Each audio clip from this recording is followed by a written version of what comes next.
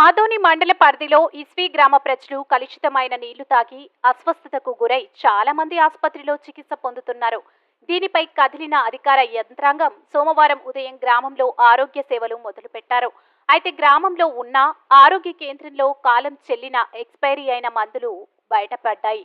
గమనించిన గ్రామస్తులు అధికారులపై ఆగ్రహం వ్యక్తం చేశారు. చిన్నపిల్లలకు ఇచ్చే మందుల దగ్గర నుండి అవ్వాతాతలకు ఇచ్చే కంటి అద్దాల వరకు ప్రజలకు ఇవ్వకుండా అధికారుల నిర్లక్ష్యం బయటపడింది.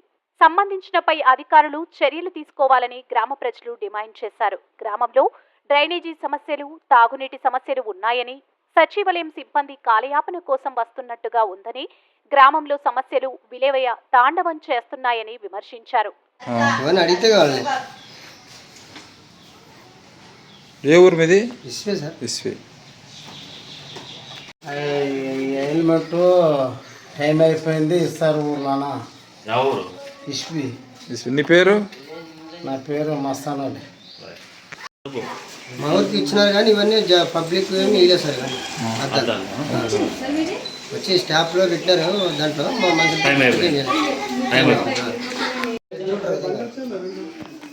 ఇవన్నీ తీసుకుపోయి ఆడ పారేస్తారు. తర్వాత పండ్లను పారేస్తారు, ఆడ కాల్చి ఇడుస్తారు.